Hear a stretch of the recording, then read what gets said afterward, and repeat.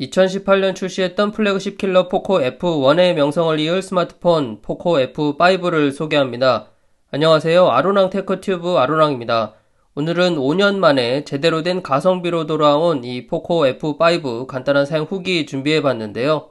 우선 제가 있는 중국에서는 포코 F5 모델이 유통이 안 되기 때문에 실제 글로벌 출시된 모델과 동일한 이 테스트 기기를 받아서 사용해봤습니다. 그래서 보시는 것처럼 후면 하단에 비매품 표시가 있고요.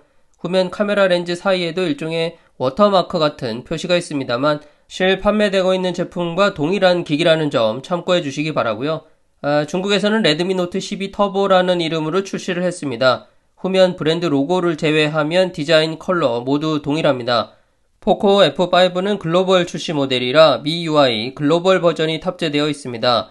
중국 내수 정발 모델과는 달리 시스템 언어로 한국어를 바로 지원하고 있고요. 또 통신 스펙 관련해서는 4G FDD LTE 밴드 7이 지원되기 때문에 우리나라에서 VoLTE도 이상 없이 사용하실 수 있습니다. 제품 패키지에 67W 충전기와 케이블, 기본 케이스가 포함되어 있고 보호 필름도 부착된 상태이기 때문에 초기에는 별도로 구입하실 액세서리도 없어요. 휴대폰 하단 보시면 듀얼 심카드 트레이, 마이크, 타입C, 스피커 있고 휴대폰 상단에는 적외선 센서, 마이크, 스피커, 그리고 3.5mm 이어폰 단자 있습니다. 휴대폰 오른쪽 측면 볼륨 버튼과 지문인식 센서가 탑재된 전원 버튼이 보이네요. 사실상 경쟁 모델이라고 할 수 있는 갤럭시 A54와 비교해보면 두께가 포코 F5는 7.9mm입니다. 차이가 좀 보이죠? 카툭티도 A54 대비 대략 50% 정도 덜 튀어나온 모습이고요. 후면 카메라 디자인은 갤럭시에 비해서 포코 F5가 좀 더 크게 들어가 있습니다. 휴대폰 전체 크기 역시 디스플레이 6.67인치인 이 포코 F5가 6.4인치인 A54보다 좀 더 커 보입니다.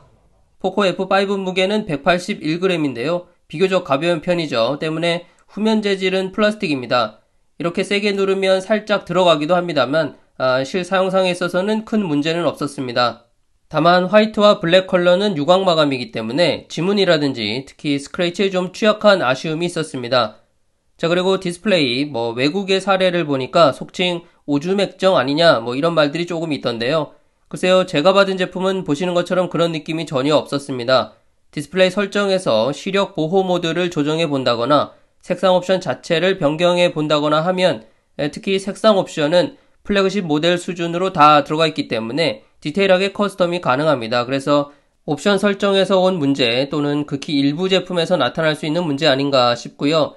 그리고 화면 주사율 옵션은 F5에 들어간 MIUI 글로벌 버전에서는 사용자 지정에서 60 또는 120Hz 선택이 가능합니다. 배터리 걱정은 하지 마시고 120Hz 주사율 그냥 고정으로 해두시면 A54 못지않은 수준의 부드러운 화면 재생 경험하실 수 있습니다. 그리고 엑시노스 1380을 탑재한 갤럭시 A54, 스냅드래곤 7 플러스 젠2 탑재 포코 F5 긱벤치 6 점수입니다. 같은 중급기 모델이 맞나 싶을 정도로 차이가 좀 많이 납니다. 포코 F5 카메라 스펙 중에 가장 아쉽다고 할 만한 부분인데 경쟁 모델과 비교해서 사용해보니까 의외로 쓸만한데 라는 생각이 들었습니다. 메인 광각 카메라 같은 경우 화이트 밸런스도 비교적 정확한 편이었고 디테일도 상황에 따라서는 A54보다 오히려 좋게 보이는 부분도 많았고요. 조금 어두운 상황에서의 HDR도 나쁘지 않아서 이런 부분들을 보시면 디테일이 좀 더 좋게 표현되고 있습니다. 물론 플래그십 모델들에 비하면 채도가 좀 높은 감이 없지 않아서 아쉬운 점도 있었는데요. 그럼에도 화이트 밸런스만큼은 갤럭시 A54보다는 좀 나은 편이었습니다. 가운데 사진이 아이폰 14 프로인데 한쪽은 너무 옅고 한쪽은 너무 진하고 그렇죠. 아무튼 메인 광각 카메라 임시 센서가 중국 옴니비전 6400만 화소 2분의 1인치 센서라서 괜찮을까 싶었는데 보다 상위 모델인 소니 IMX766 센서를 넣은 A54와 비교해서도 실제로 눈에 띄게 차이나는 수준은 아니라서 또 동영상도 4K 30프레임까지 지원이 되고 손떨방도 지금처럼 자전거 타면서 촬영해도 이 정도면 꽤 쓸만한 거죠. 그래서 카메라는 우려했던 거와는 달리 중급기에 맞는 퀄리티를 충분히 뽑아준다. 이렇게 정리가 되겠습니다. 기타 5G나 VoLTE, 제가 있는 중국에서는 모두 이상이 없었는데요. 아마 우리나라에서도 통신사 관계없이 사용하시는데 큰 불편함은 없으실 거라 생각합니다. 또 정말 오랜만에 3.5mm 이어폰 연결해서 음악을 들어봤는데요.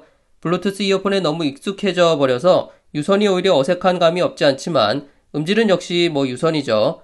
배터리는 테스트를 좀 해볼까 하다가 솔직히 포기했습니다. 배터리가 너무 오래 가서 일단 하루 사용에는 전혀 지장이 없는 수준이고 충전은 10분에 31%, 47분, 48분 정도면 100% 충전이 됩니다.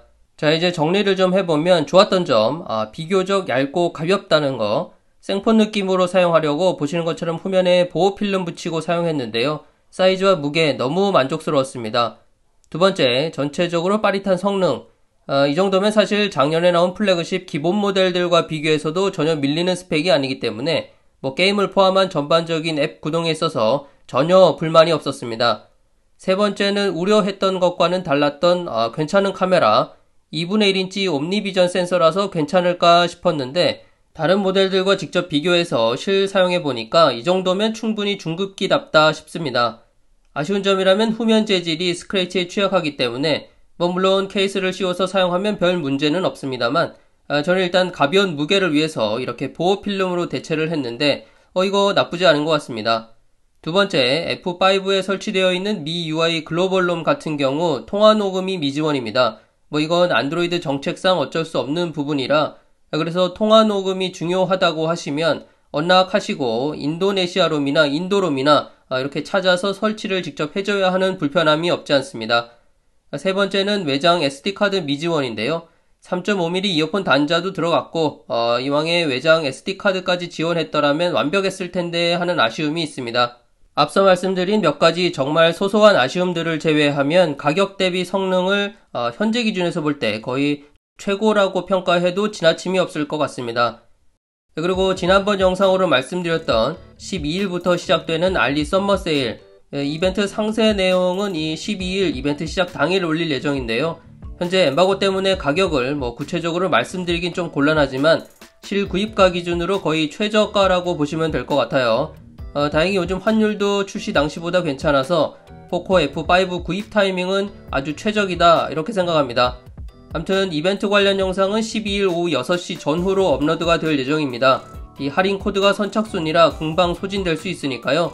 구입 계획 있으신 분들은 서둘러서 구입하시길 바랍니다. 참고로 8.8인치 미니 태블릿 레노버 리전 Y700도 할인 가격이 역대급으로 준비가 됐습니다. 해당 영상도 곧 업로드될 예정이니까요. 기대해 주시고요. 그럼 저는 다음 영상으로 또 인사드릴게요. 감사합니다.